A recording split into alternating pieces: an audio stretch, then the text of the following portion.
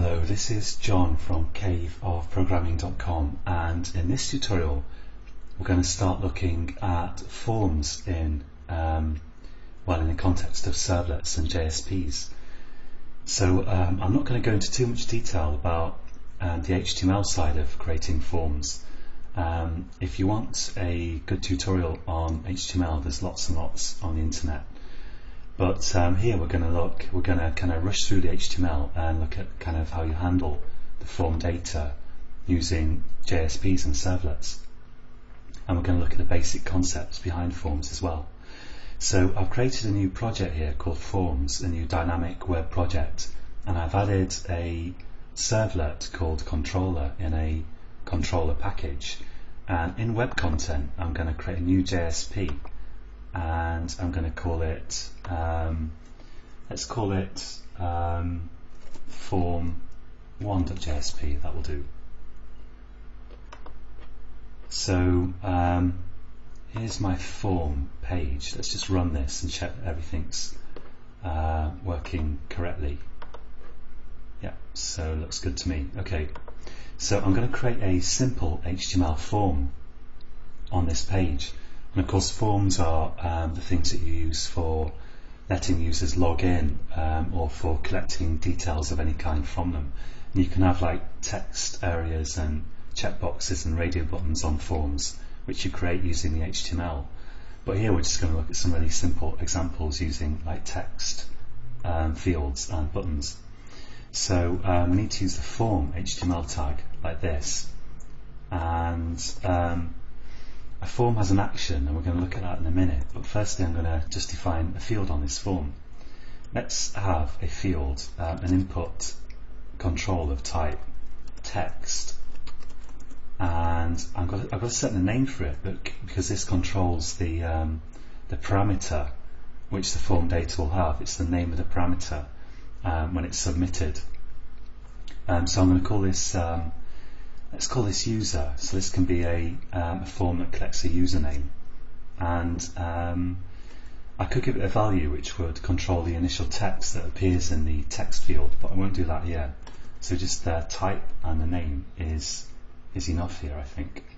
And let's also put a button in there. So I'll say input type equals submit. So this is a submit button that the user clicks to submit the form data.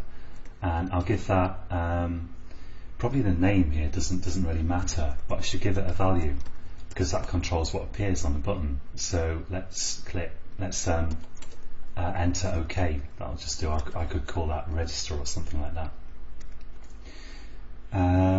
Now the action is, this controls what the form, what URL it goes to when the data is submitted. And I want my form to go to submit to my controller Java because the controller here is going to check the form data, and then it's going to ultimately go to another JSP. So let's just click on this. Let's just run it to make sure I get the URL right here. So I need this bit of the URL. So in action I'm going to paste this, and notice I didn't copy the domain name. I've copied the web context and the actual end bit of the URL, whatever the technical name for that is, but I'm not copying the domain name because this is relative. Since I'm starting with a slash, this is going to be relative to the domain name, and my domain name is obviously going to change when I upload my web application. It's not going to be localhost 8280 when it's on the internet, so I want to leave that out of the form action there. And I'm going to set a couple more things on in the form tag here. I'm going to say method equals get, which is actually the default anyway, and we'll see what that does shortly. And I think that's it actually. So I've set the action, I've set the method. Actually that's probably all I need here. Yeah, that will do. Now let's see what that does. So if I run this now, that HTML has just created this really simple form. It could be a little login control or something, although usually you'd have a password, of course. And if I type my name in here and just click OK, then it submits. It goes to this URL with the controller servlet, because that's the action of my form.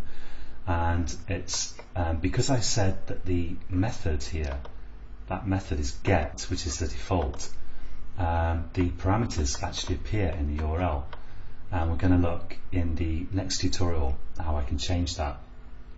But basically, the result of submitting that form is to go to this specified URL, the one that I specified in action, and any parameters, any text fields or other controls, other input controls on the form, basically will add parameters after the URL like this.